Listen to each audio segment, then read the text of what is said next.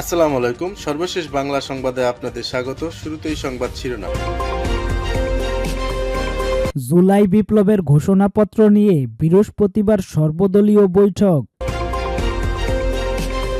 এবার ক্রিস্টিনার সঙ্গে ডিভোর্সের তথ্য সামনে আনলেন জয়।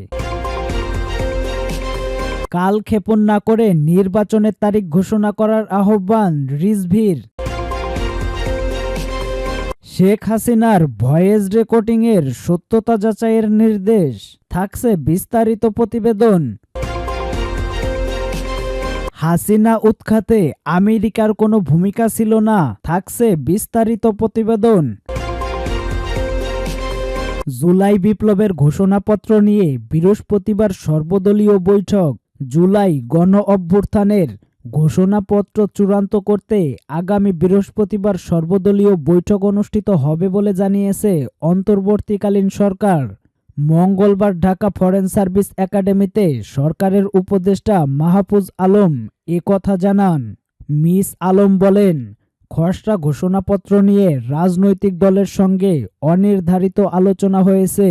বিএনপি, জামায়াত, গণতন্ত্র মঞ্চ সহ রাজনৈতিক দল ও শ্রেণী পেশার সঙ্গে অনির্ধারিত আলোচনা হয়েছে। তিনি জানান, জুলাই বিপ্লবের ঘোষণাপত্র যেদিন হবে সেখানে প্রধান উপদেষ্টা, সব রাজনৈতিক দলের প্রতিনিধি ও অভ্যুত্থানের নেতৃত্ব দেওয়া শিক্ষার্থীরা উপস্থিত থাকবেন। উপদেষ্টা মিস্টার আলম বলেন, যদি 5ই আগস্ট বিকালে আমরা ঘোষণাপত্র দিতাম বা 2 দিন পর দিতাম, তখন সেখানে যে মোমেন্ট তৈরি হতো তেমন একটি মোমেন্ট তৈরি করতে চাচ্ছি না আমরা। এই ঘোষণাপত্র প্রস্তুত ও ঘোষণা মতামতের ভিত্তিতেই বৃহস্পতিবার চূড়ান্ত করা হবে বলেও তিনি জানান। তিনি বলেন, এটা জাতীয় গুরুত্বপূর্ণ ইস্যু, এত বড় একটা অভ্যুত্থানের দলিল, এটা করতে সবাইকে সংযমের দিকে যেতে হবে।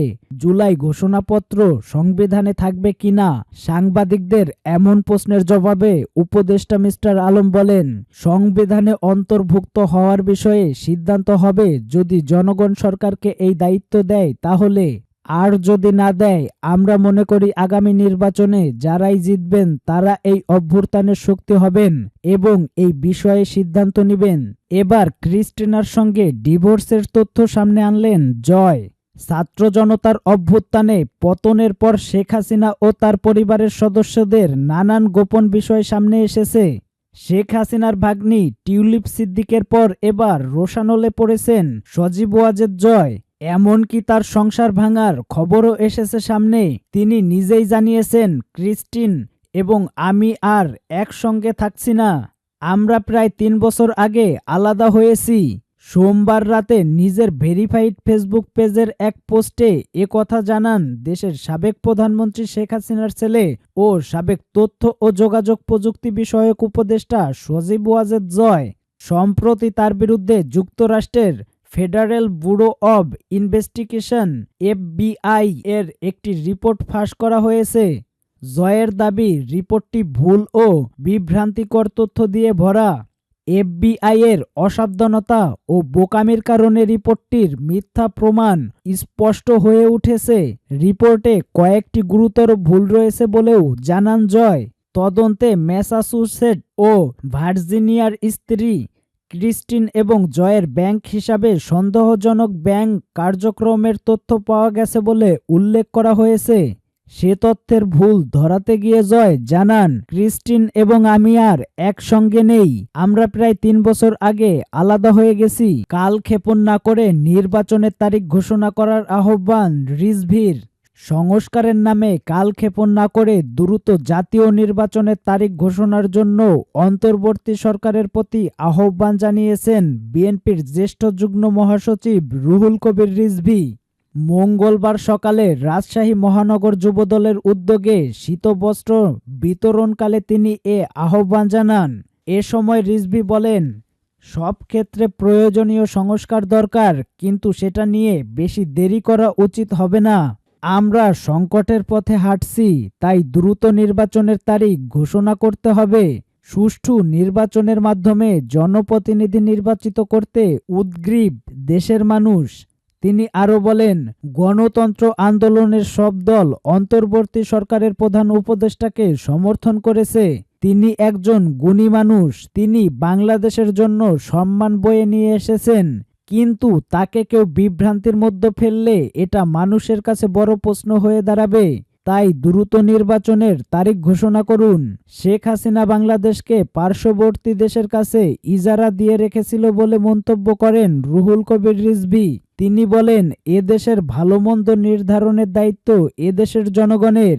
বাংলাদেশ কিভাবে চলবে সেটি নির্ধারণ করবে এদেশের জনগণ, অন্য কোনো দেশ না।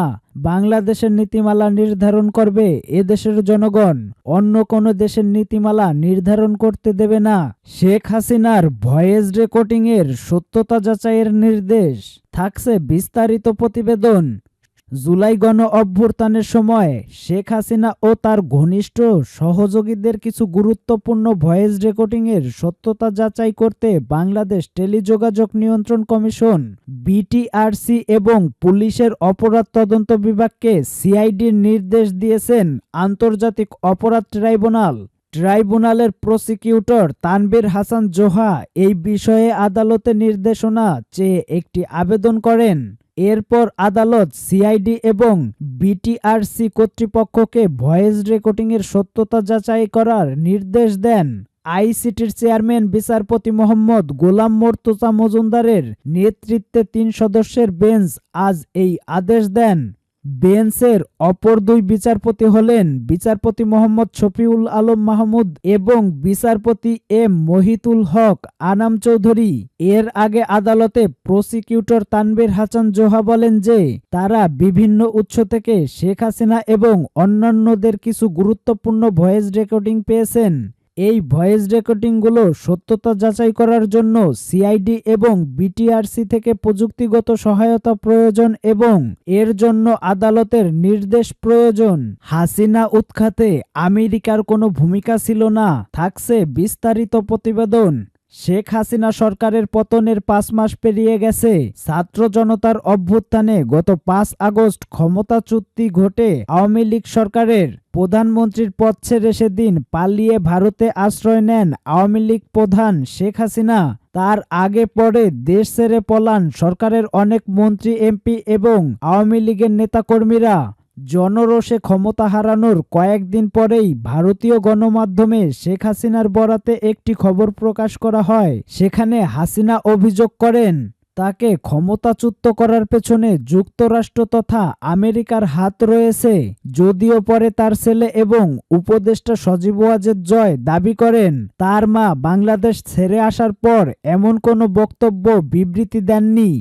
বিদেশি শক্তির ষড়যন্ত্র তত্ত্ব পতনের আগেও দিয়েছিলেন শেখ হাসিনা। গণভবনে থাকাকালে একাধিক সংবাদ সম্মেলনে তিনি বলেছিলেন তাকে ক্ষমতাচ্যুত করার চক্রান্ত চলমান।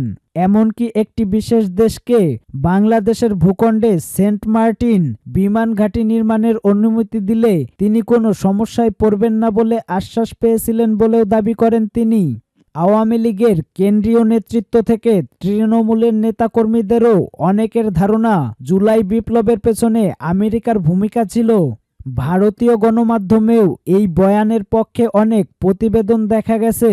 তাদের খবরেও আকারে ইঙ্গিতে জো বাইডেন প্রশাসনকে দায়ী করা হয়েছে হাসিনার পতনের জন্য। কিন্তু যুক্তরাষ্ট্র বরাবরই এ ধরনের অভিযোগ নাকচ করে আসছে। আগস্টেই হোয়াইট হাউসের প্রেস সেক্রেটারি ক্যারিন পিয়েককে এই নিয়ে প্রশ্ন করা হলে তিনি সাফ ভাষায় দাবি করেন বাংলাদেশে সরকার বদলের সঙ্গে আমেরিকার কোনো সম্পৃক্ততা নেই। এবার বিষয়টি নিয়ে খোলাখুলি কথা বলেছেন যুক্তরাষ্ট্রের নিরাপত্তা উপদেষ্টা জ্যাক সুলিভান।